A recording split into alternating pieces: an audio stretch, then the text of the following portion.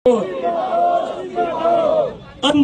गवारों की ये सरकार नहीं चलेगी, नहीं चलेगी, नहीं चलेगी, नहीं चलेगी, अनपढ़ गवारों की सरकार नहीं चलेगी, नहीं चलेगी, अनपढ़ गवारों की सरकार। नहीं चलेगी। दोस्तों, इस वक्त कॉकरोच जनता पार्टी को लेकर एक बहुत बड़ी खबर सामने आ रही है।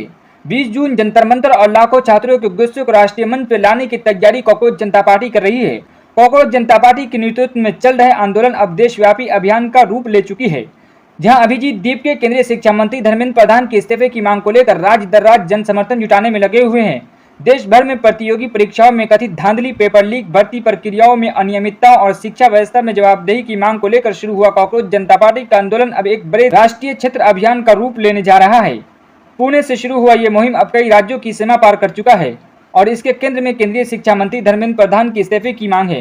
दिल्ली से पुणे, पुणे से लखनऊ, लखनऊ से अमृतसर और अब हैदराबाद, बेंगलौर और जयपुर तक कॉकरोच जनता पार्टी के संस्थापक अभिजीत दीप के लगातार देश भर के सभाएं कर रहे हैं और केंद्रीय शिक्षा मंत्री धर्मेंद्र प्रधान के इस्तीफे की मांग को लेकर माहौल बना रहे हैं। सबसे बड़ा ऐलान 20 जून को है, जब कॉकरोच जनता पार्टी दिल्ली के जंतर मंतर पर विशाल प्रदर्शन की तैयारी में है। दावा किया जा रहा है कि अगर इस आंदोलन से पहले केंद्रीय शिक्षा मंत्री धर्मेंद्र प्रधान इस्तीफा नहीं देते तो ये आंदोलन अब तक का सबसे बड़ा छात्र जन आंदोलन बन सकता है। संगठन का दावा है कि लड़ाई किसी राजनीतिक दल के खिलाफ नहीं है, बल्कि उन लाखों स्टूडेंट के फ्यूचर के लिए जो सालों से मेहनत करने के बाद भी अपनी मेहनत का परिणाम नहीं मिल पाता, परीक्षा में घोटाला और पेपर लीक का शिकार हो रहे उन छात्रों का है। लेकिन सवाल अब यह है कि भीड़ कितनी होती है 20 जून को। सवाल ये भी है, क्या यह आंदोलन किसानों के इतिहास के आंदोलन की तरह सरकार पर दबाव बना पाएगा? क्या पंजाब के किसानों का समर्थन इस आंदोलन को नई ताकत देगा और क्या सरकार को आखिरकार झुकना पड़ सकता है? दरअसल ये आंदोलन की शुरुआत 11 जून को महाराष्ट्र के पुणे से हुई, जहां बड़ी संख्या में स्टूडेंट और युवा सड़कों पर उतरे।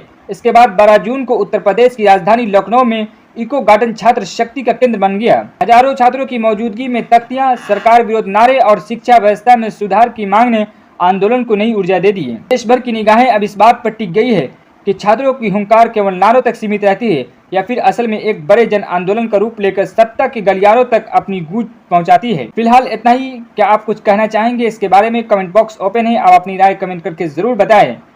आपको क्या लगता है, क्या यह प्रोटेस्ट एक बड़ा जन आंदोलन बन सकता है? क्या प्रोटेस्ट को किसानों का समर्थन मिल सकता है?